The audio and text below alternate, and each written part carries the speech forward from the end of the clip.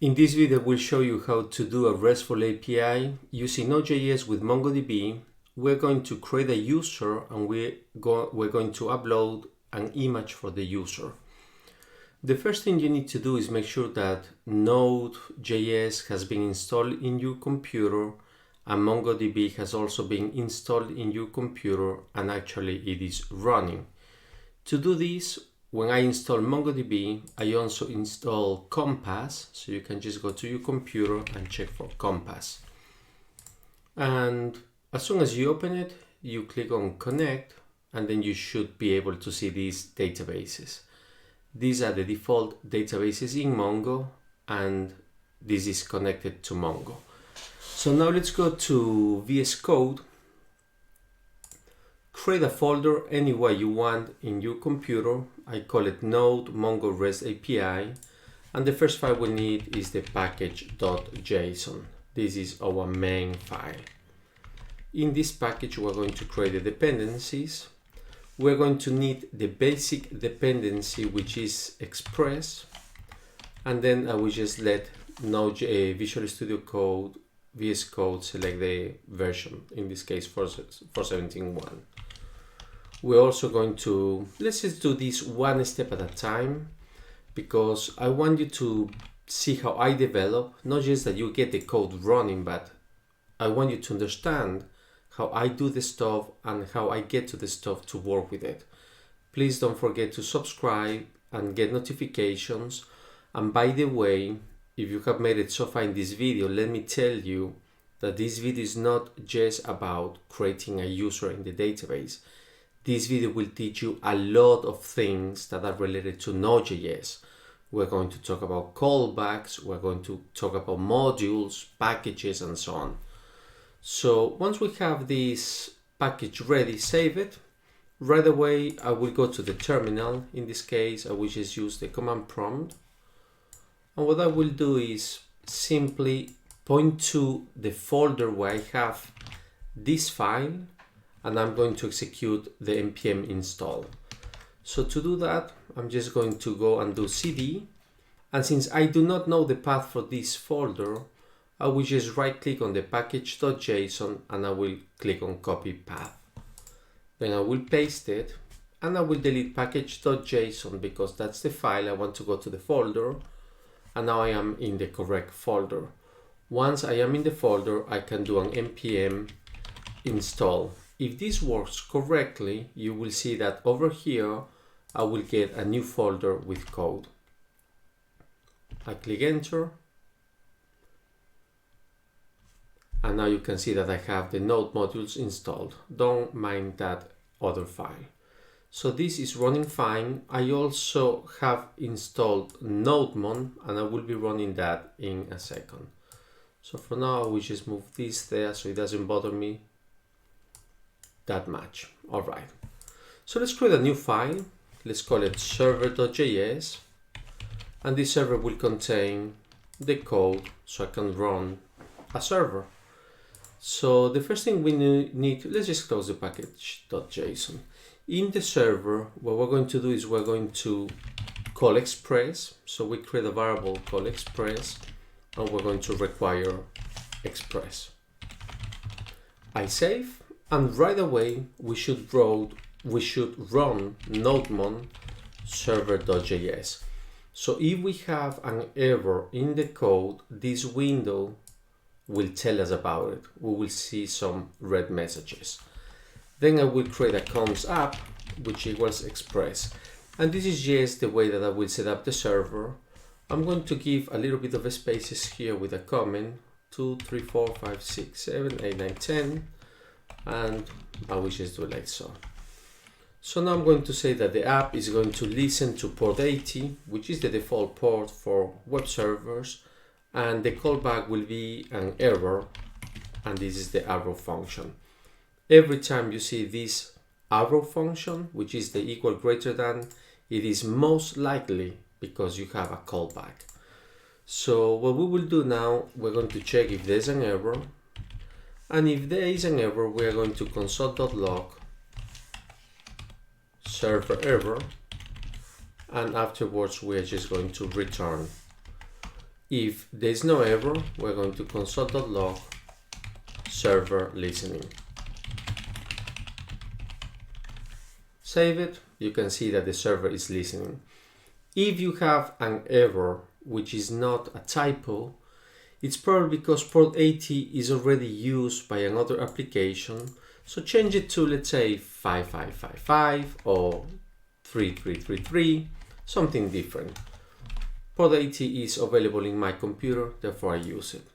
So now that we have the server up and running, we need a route that will allow us to save a user, to create a user. So let's talk a little bit about routing. I will create here the route, and since we're going to save, that's going to be a post. How do I know this? Well, when you do routing, you have a set of rules. I'll show you some of them. If you do a get, and then I will just tap, so you have get users, most likely it's because you want to get all the users, so get all users.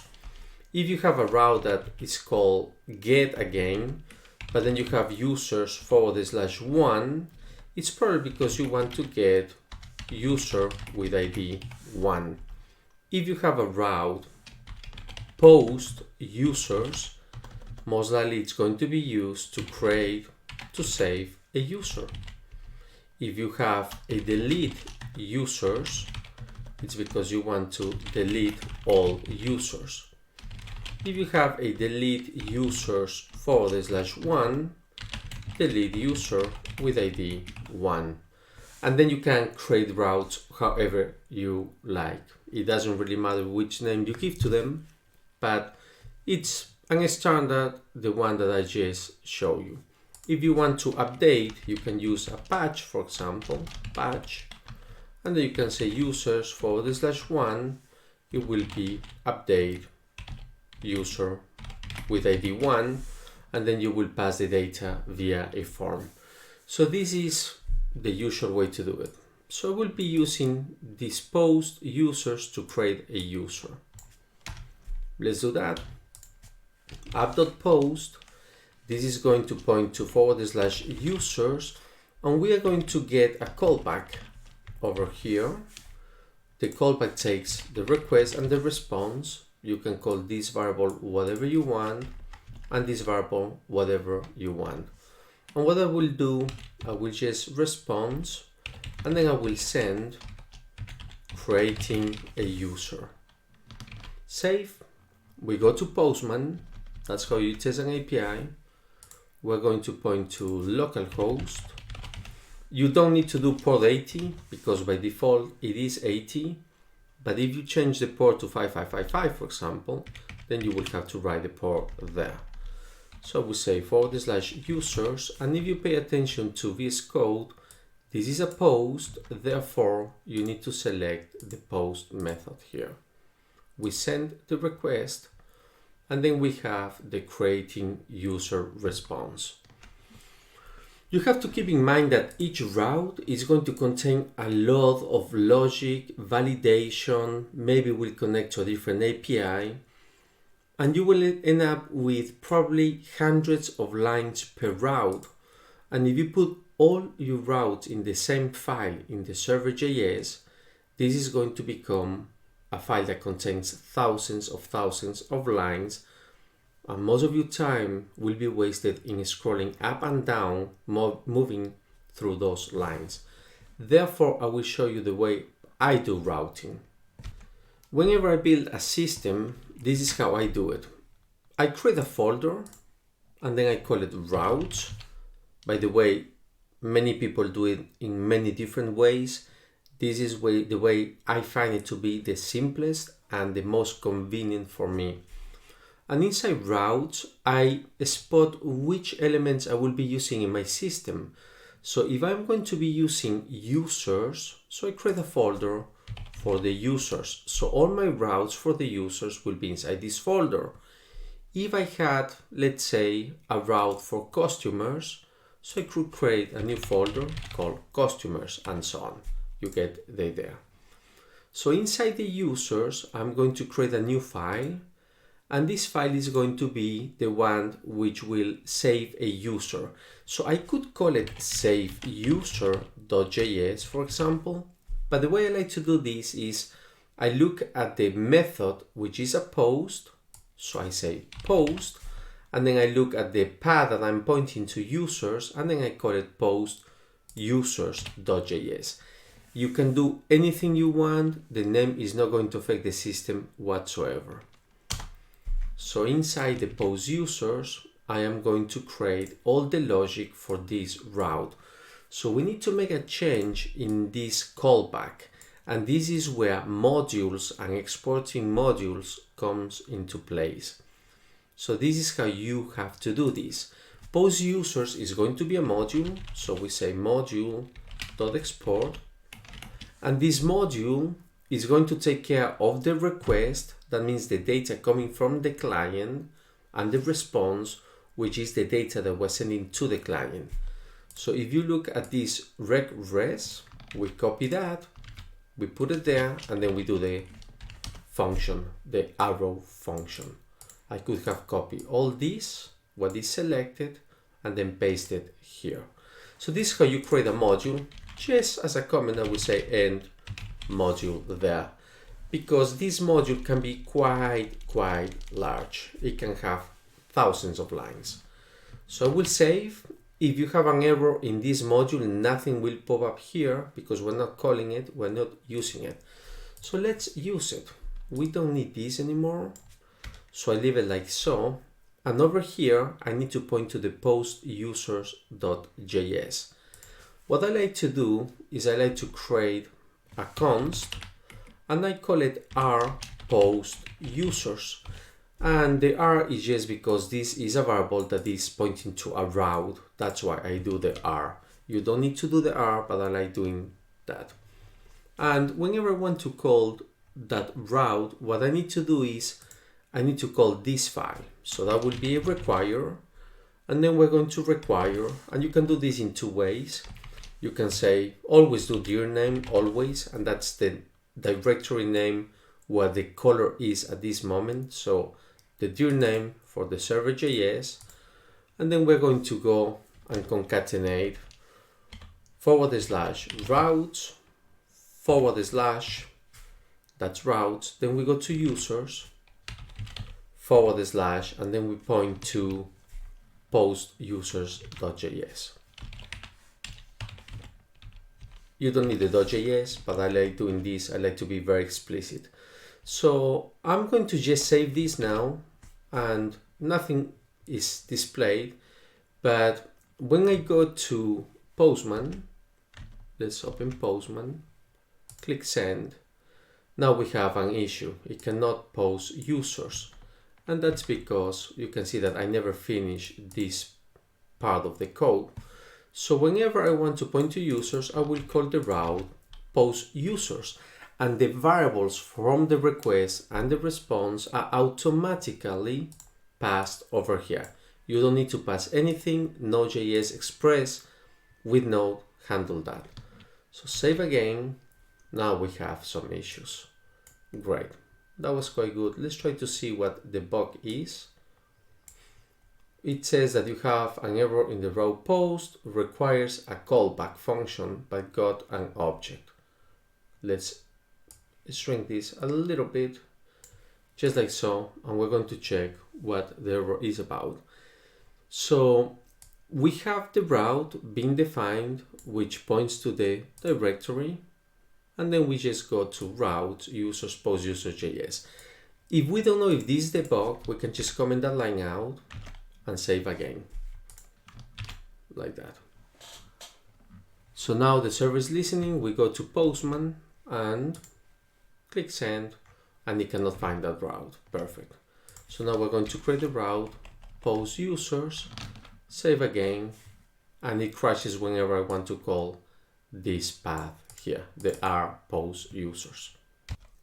Well, since the crash is in this route, we need to check what we have in it. When we open it, let me just do this, we can see that the module.export is not correctly done. whenever you export a module, it has to say module.export. And now you can see that it became red depending on which color you have. And now it should work fine. If I go to Postman, click on send. Now it is sending the request. The server has not crashed, but we don't get anything in the client because I never responded back. So what we're going to do is we're going to rest.send, and then we're just going to send creating user. Save it, test it with Postman, and then we have creating user. So this is the way that you create a route, and this is the way that you create a module for the route, getting the request and the response as variables.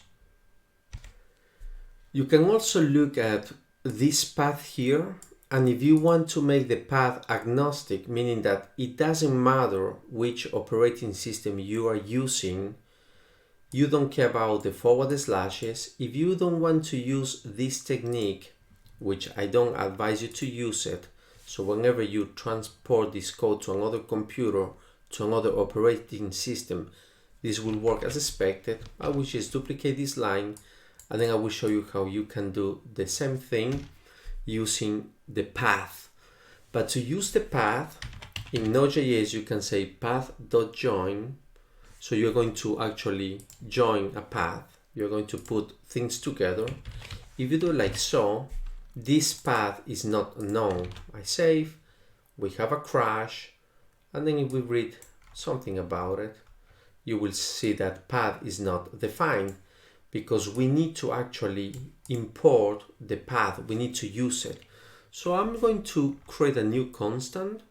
I will just say const path equals require, and then I will just require path.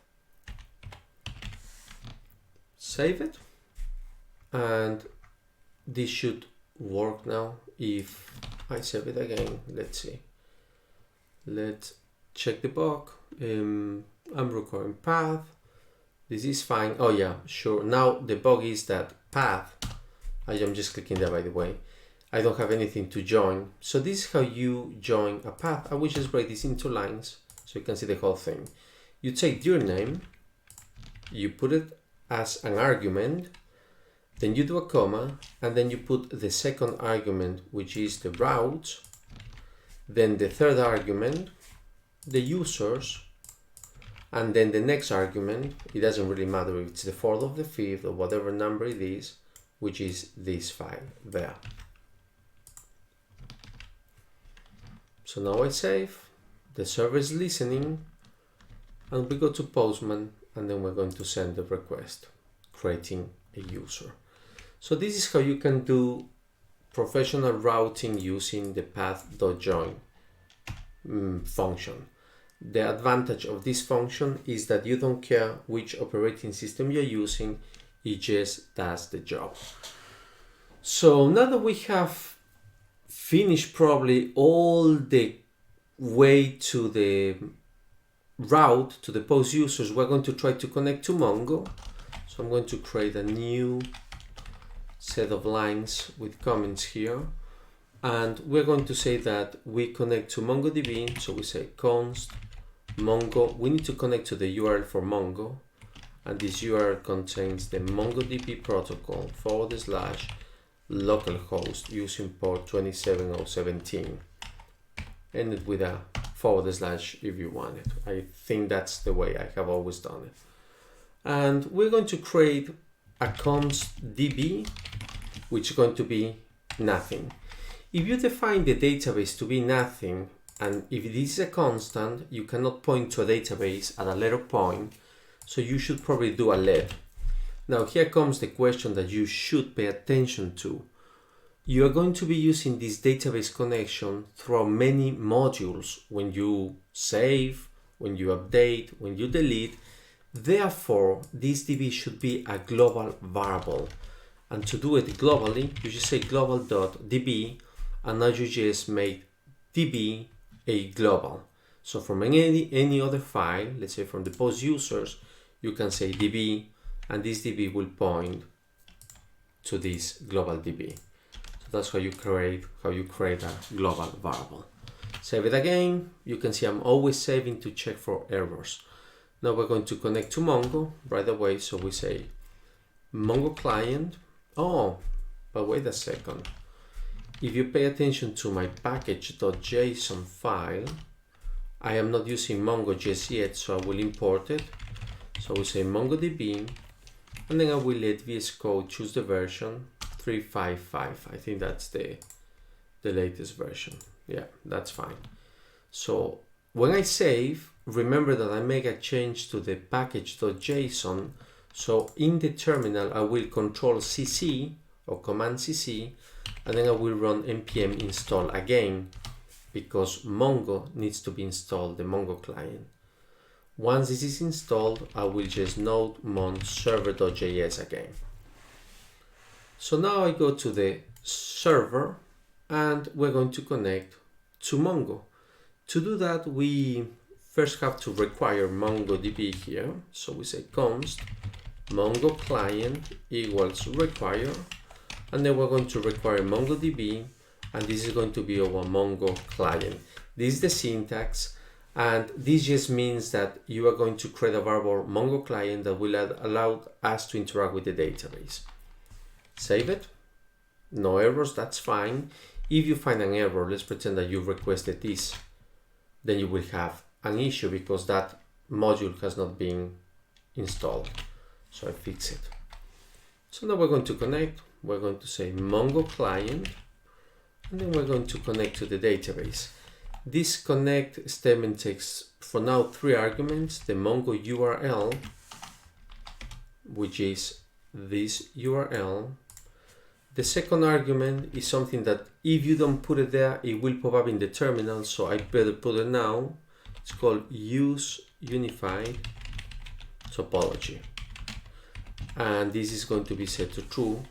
This topology is just basically handling the reconnection and the timeouts with the database.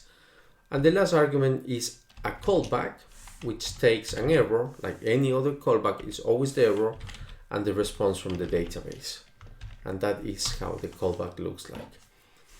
We check if there's an error, always check for errors in a callback. So we say if there's an error, we're going to console.log database error, and we're going to return right away. If everything went fine, we're going to console.log database listening. A database is actually a server, so it's also listening on port 27017. And just before we listen, this global DB that we had defined there, we need to point to a database. So we say DB dot, and then DB equals the response, that's the connection to the database. We're going to point to the DB, and then we invent any DB name we want. I will call it company. We don't have this company database. If I show you Compass, you can see that company has not been declared there, and that's fine. So it will be created automatically for us as soon as we actually run this database with a collection and we put something in it. So I'm going to save. Perfect. Server is listening. The database is listening. I guess we can go now to, with this I think we finished the whole routing for saving a user, and now we're going to just post a user. So let's do this one step at a time. There are many things I need to teach you here. So the creating user will just say okay for now. We go to Postman, and then we see the okay. So that's fine. Let's go one step at a time. When we post, the first thing we need to do is we need to pass some data. So in the body, we are going to simulate that we have input fields and text files, or images, or zip files, or PDF files. So we select form data. This is the equivalent of having an HTML form with input fields. So the input field that we want to use has a name with the letter A. We're going to create an input field last name with AA. And over here, we are going to create a new, by the way, it's hard to select it now, but When I am out of focus, now I can select file, and we're going to give a name to this file. We call it picture, and we're going to select the file. Oh, I have two files here. We just select the mail file. That's fine. So this, when I send, this data should be passed to the server, and that's why we get OK. Now, we're not manipulating the data. I will show you how to do that. By default, Node.js is not that good at handling data automatically, data coming from forms. So I use a package. Let me just go to VS Code again. And we are going to use a package that I have been using for quite a while. It's called Formidable.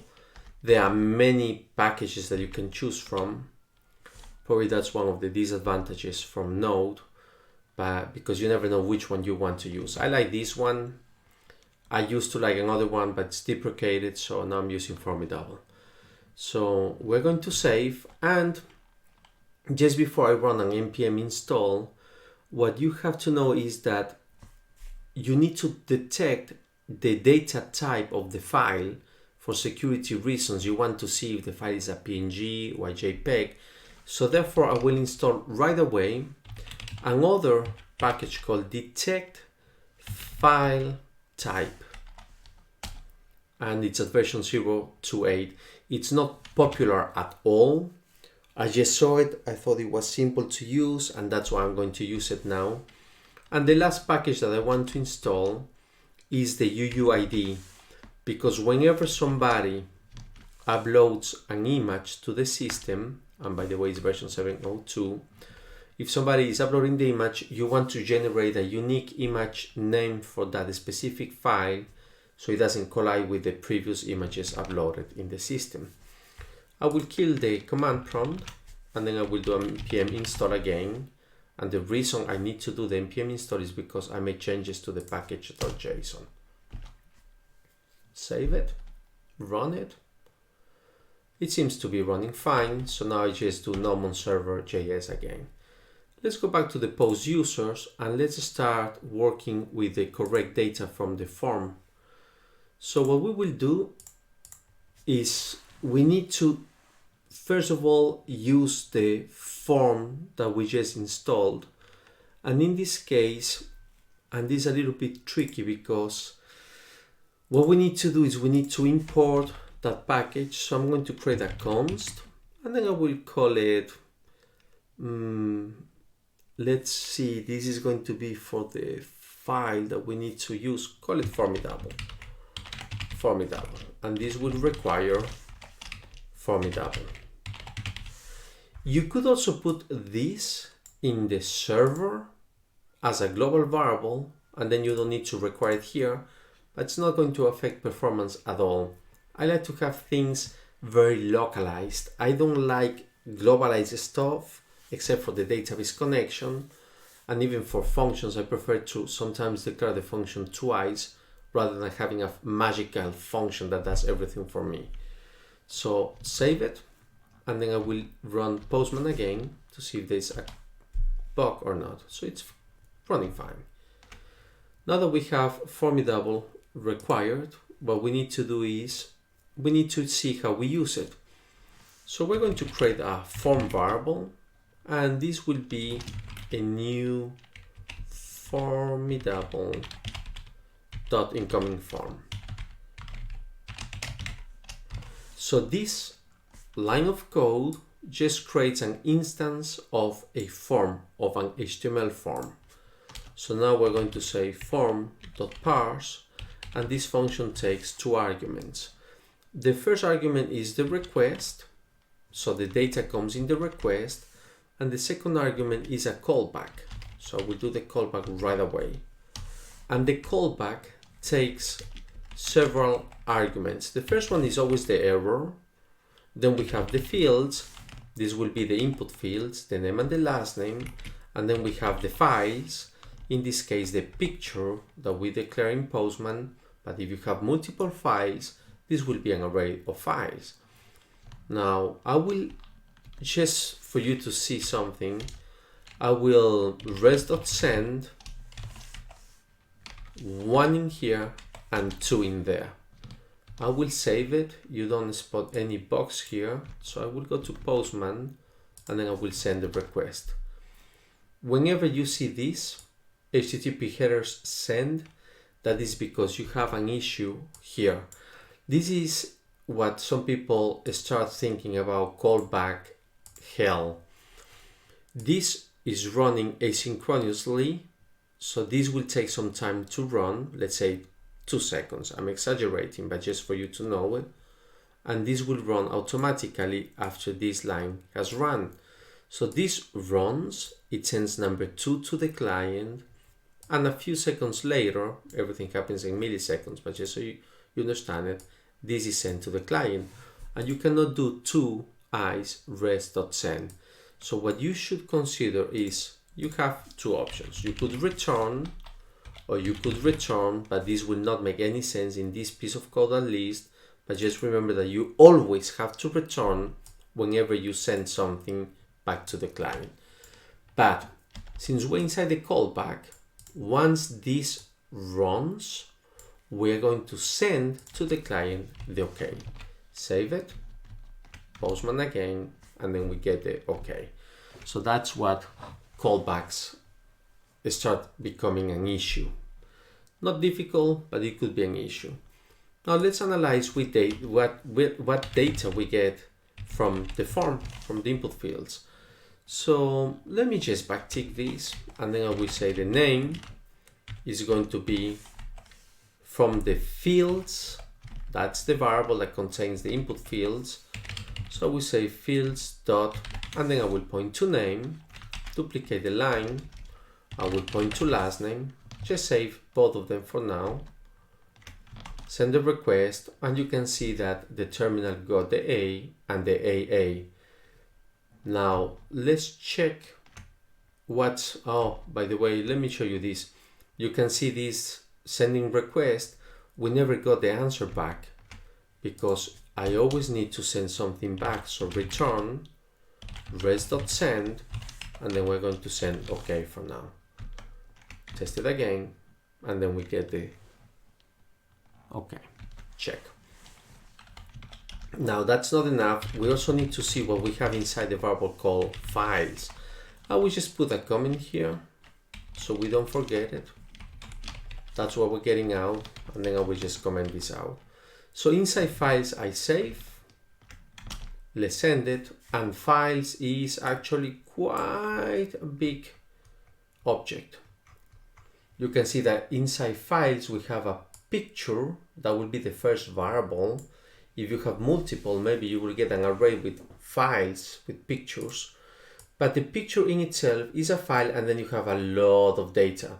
We're interested in the path, which is the temporal path, and the name, which is the temporal name that we have passed to the server, mail.png. So let's do now picture.name, just so we see what that contains. Back to Node.js files.picture.name. If in Postman you have called this something different, not picture, then you will have to call it here something different as well. Save again. We run Postman one more time. Let's see what we get out. Let me just run it again. Send in the request. And I am still not returning. I don't know why I'm not returning, so I will just return rest.send OK again. I thought I did that. So now go to Postman, we get OK, and you can see that the file name is called mail.png, and that is what we wanted. So now that we have gone to this part of getting mail.png, analyzing the data that we have, we're also going to analyze the last part that we will need, which is the path, just so you can know what the path contains, and this will be a long path. So we just save, pass the request, and this is the temporal path. It's quite long and you don't really need to know about it.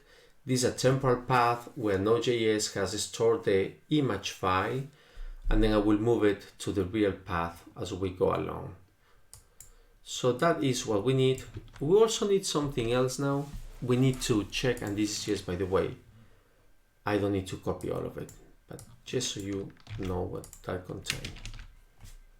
All right, then I will comment this out and we go to the next part of the video. I know guys, there's a lot of things happening here, but it is worth knowing all of them. So once we have analyzed the fields and the files, we are going to detect which file we are using. It's very important that we check against that. And just before we do that, let's just check for the error actually. If there's an error, we're going to rest.send and remember return so we don't execute more code. And then we're just going to send error in file. We should not see that, but just in case. All right. We also created this detect file type. We imported that, so let's use it.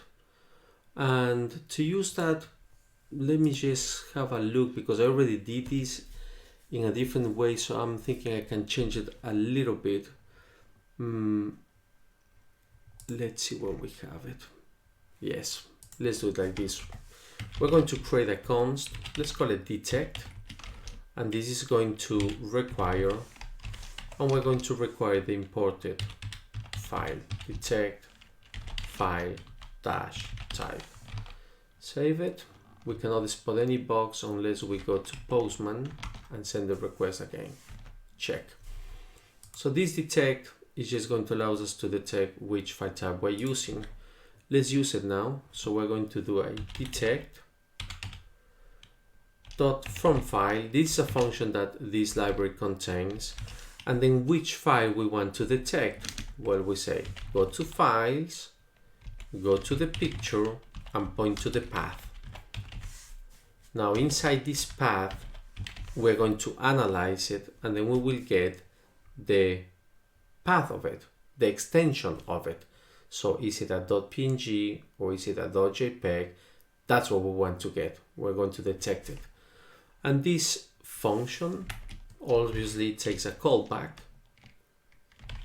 And this is the callback.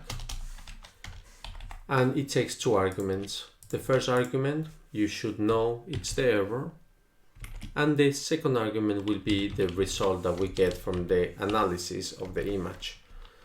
So let's console.log result. So we know what that contains. Save it. Let's move to Postman, send the request, and let's see what we have in the response. We have the extension and the MIME type. We are thinking about the ext, that's what we're interested on. So we do this, we say .ext, result.ext, Postman again, and now you can see that we're using a PNG image. So we have the extension of the image that will give us a PNG. Great, let's comment it out. Now this is known as callback hell. You can see that we have a regress, that's a function. This is a different function with a callback. Inside this callback, we run another function with a callback. So now we're getting into the callback hell. So this return should be moved to the latest function. If you leave it outside this detect, as soon as this is done, it will send the response, and a few seconds, milliseconds later, this will run. So now you need to move the return internally. If you do callbacks correctly, this is not, by the way, any professional way to test it, but this is how I do it. And I find it to be really good, by the way. I count, besides the module.export, I count how many fat arrows I have. I have one there and one there. So there are two. And then I can see two closing callbacks. And that's how you can check it as well. So save it, send it again, we are in an OK. So we have detected the file extension. Now we need to create a unique file name for the uploaded file. So I will be using this UUID, and I will just do it up here again. And the way to use it, I'm going to create a constant, and this is a little bit tricky. You have to have this syntax. I read the documentation for it. It was easier some time ago, but that's the nightmare with NPM packages. They're always changing. People are always doing stuff on it. So now we say we will require UUID. And in this const, we're going to destructure this call. And then we will have v1, that will be version 1 UUID v1. If you want to know more about this, go ahead, Google for npm UUID. I will show you what you can Google for, npm UUID, and then you will have a lot of info about it. Now, I'm not going to overwhelm you with that information. This is just the way that you can import a UUID version 1, which is a long random generated string. So now that you have created that, let's create here the unique ID for the image. So let's create a const. Let's call it picture name, and this will equal the UUID v1. That's a function, which is this one is a function, and that will give us the long path. And then we're going to concatenate this with a dot, and then we're going to concatenate this with a result.ext. So before I continue, we just console.log the picture name so you know what I'm getting at. Save. All the other consoles are commented out. That's fine. Send the request. And now you can see that this is the unique picture name. I just copy it, put it in VS Code, and paste it there. This is what we need. So we're going to create the mail.png will be transformed into this. Now, if you want to check if you have valid extension names, you could check it. Let's do that. Why not? Let's create here a simple array with valid extensions. Let's create a const allowed image types. That is the name I want to give to it. And I will say that we allowed JPGs, we allowed JPEGs, and we will allow PNGs. So you can put any types you want in there. Let me just move that there. And now we're going to check if the result extension is inside this array. So we're going to say if I'm going to do defensive coding, always check for negation. If not, and then we're going to say if inside the allowed image types, if it is included, that's a function in JavaScript, includes the result.ext. If not, that means that if this extension, let's say PNG, is not inside this array, so we have an issue, we have a bug, then we're just going to say return res.send image not allowed. Image not allowed. Save it, and I'm going to run Postman. We do see the OK because the mail is a PNG image, but if I take PNG away, let's see if this is allowed or not. Image not allowed. So this is how you can test it, right? It's quite simple. Let's continue. We have the picture name that we need to check. And now to do the last thing, before we save it into Mongo, we are going to move the temporal image, which was this long path, to a new place. And the new place I want to move it to is the pictures folder. By the way, I don't have it, so I'm going to create a folder, call it pictures. You can call it the images if you want it. It doesn't really matter. So let's move it. To move it, we need to use the file system because the image is stored as a file. We need to move that file to a different folder. And to do that, we need to include a new const FS, which stands for file system, and this is requiring FS. By the way, this is already embedded into Node.js. It's a standard module of Node.js, so that's why you don't need to put it in the package.json. And the same thing happened with path. It's part of Node.js, that's why we didn't put it in package.json. So FS is saved. Now let's create the file system. So we're going to say that we're going to rename. The way that we move files is by renaming them. So we're going to move the file from the previous location to the new location. So before I continue, I'm going to create two variables. Const, I will call it all path. I took this from a place on the internet. They call it all path, or this could be the current path, but all and new is better. So all path equals, and then we're going to say go to the files, go to the picture, and get me the path. So that's the all path. We already analyzed this part here. And we're going to create a const for the new path. And the new path is going to be path.join. Here we're going to have a bug, I can see that. But that's good that we see it, that we get it. And we're going to say the dir name, that will be the first argument. And I need to open this so you understand what I'm doing here. Now, dir name is pointing to wherever I have the post user, which is inside the routes, inside post user. So I need to go up to users, then I need to go up to the root, and then I need to go down to pictures to place the file there. So to do that, I say from the dir name, I would like to go up one step, that's being in the users. Then I want to go one step higher up in the hierarchy. Now I'm in the root, and then I want to go to the pictures folder.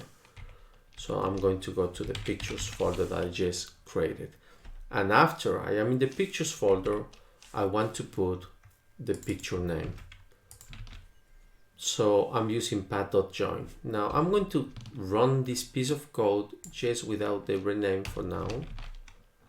Save it, test it, and the image is not allowed.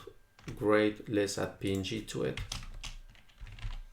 Save it again and test it again.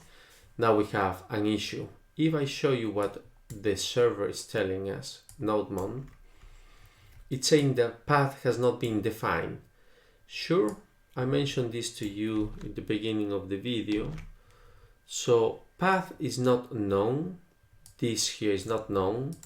We used it in the server, but this is locally only for this file. So we could copy it and then we can paste it again. That's probably the easiest. Save again, and now we're going to go to Postman and send the request. I need to restart Node.js. It was a fatal crash, so I just restarted it by pressing enter on the terminal.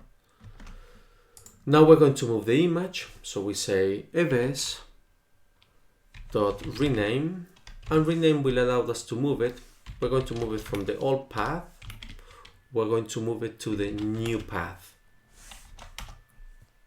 Again, and pay attention to this, this is a callback. So once we are in the callback, we could get an error and we open and close the callback. The return now belongs to this function. Now you can see 1, 2, 3 callbacks. This is known as callback hell. You could create many of these callbacks. I have been up to level, I think, 12 probably. And once you do this many times, you get used to it. It's still not nice to see that. So in the future videos, I will show you how to do async await. I don't do promises. I don't like promises. So promises in Node, right? Promises, just for you to understand it with the then afterwards. Okay, so now that we have the error ready, we always need to check if there's an error. So if there's an error, we're going to console.log, and then we're going to return and we're going to log cannot move file, cannot move picture. So I think this will just move the picture, and then we need to connect to the database and insert the data. Let's save it. Let's look at the pictures folder, which is empty. Go to Postman, send the request. Good, I don't see any box. Let's just reload pictures, and I don't see anything in pictures anyways. So let's see what we're getting here. We're going to send not an OK, but an OK here. Save. Send it. You can see that this is not correct. So I will just have to restart NodeMon to see if that's running. Now it's running fine. This is a bug that you should pay attention to. Sometimes this doesn't reload automatically. So make sure that you just click on it and click enter. Like so, hit enter. Let's see if that fixed the, sorry for that. Let's see if this fixes the bug. Now my picture is inserted. I will do the same thing. I will select a different image now. In Postman, I will select not male, I will select female. Send. Hopefully I see the female image there. You can see with a long name. But this has not saved anything to Mongo, so the last thing we need to do is we need to connect to the Mongo server and insert the data. So what we need to insert is, and pay attention, I am inside the callback, right? Level 3 for now. Cons user, we're going to create a user JSON object. We don't need to give it an ID because that's given to us automatically. The name for now will be just B. The last name will be BB. And the picture path, we can just say picture, and we don't need to store the whole picture path. We don't need to tell it that is inside the pictures folder. We just need to have the picture name because we know how to point to it, because it will always be inside the pictures folder. So once we have created the user, I will change these variables, by the way, in a second. But once we have created the user, we need to say DB, and this is allowed, DB, because I declare it as a global, if you remembered. So I can just point to DB, then I will say collection, pointing to users, and we are going to insert 1. What we want to insert is the user, and the callback will take 2 arguments.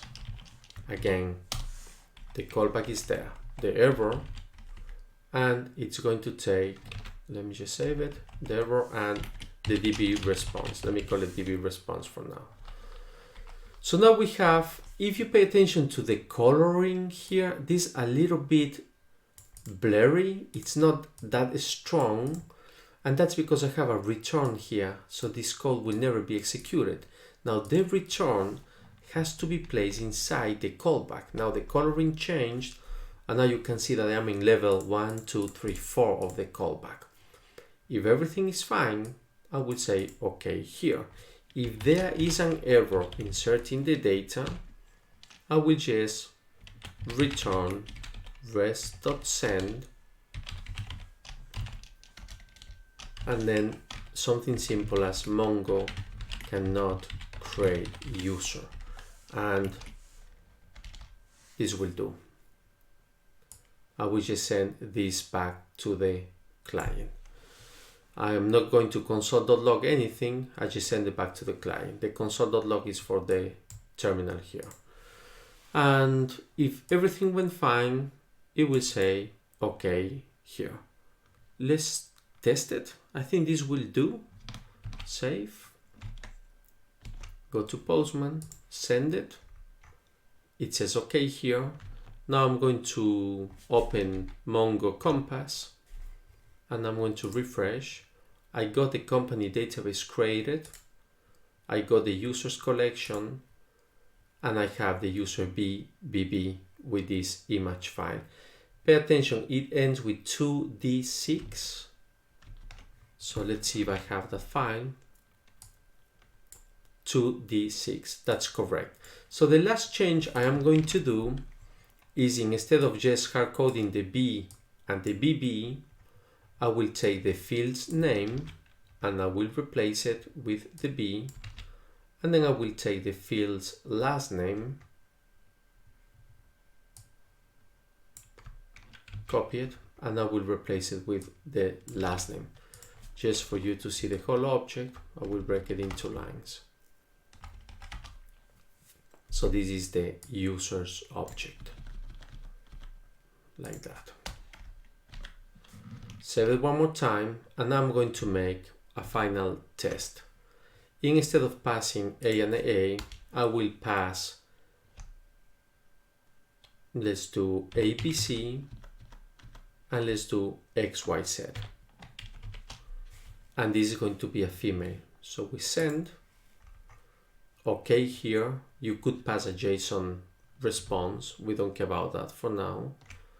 And let's check compass, of course. We're going to reload. We have the object ABC, XYZ, and the image path. One last thing I want to show you. I know the video is quite long, but it is because you need to learn a lot of stuff to become a good developer. If you have an issue, pretend that insert one has an X, so you save it, and then you send the request. You have a fatal crash in the system. To avoid this, always do this. Whenever you're going to talk to a database or to something sensitive, or basically whenever you start a function, the best thing you can do is you can surround this in a try catch. So I will do this for you. Since this is going to be a function that I want to run, I will put it inside a try, like so. I will move the closing curly bracket very, very carefully, curly brace actually, and then I will have a catch and open and close the curly brace again. Here we'll have an exception, and I will just rest.send return rest.send. We can also just send a status, for example, a status of 500. That means an internal server error, and then we'll say system under maintenance. Never tell the user the real error. Just say that the system is under update, for example. And you could expand this catch and send an email to the administrator so the administrator can see the error in deeper. Save it. I'm going to just test it without the X. Send the request. Okay, that was the response. Now we make a mistake in purpose. We add the letter X. Then we send it and it says system under update. Well, you got it there. Alright guys, let's just fix this. Quick overview again. We have the package.json. We run npm install. We have the server with the first route. That is quite simple. You can see I don't overload this file with code. I just have the route. And when I call the route, I have all these callbacks in here. 1, 2, 3 callbacks. So that's how you guys do the update. And I use const to inject these modules in my system. Thank you for watching. I hope you enjoy it. I hope you have subscribed and get notifications, because the future videos are about reading, updating, and deleting.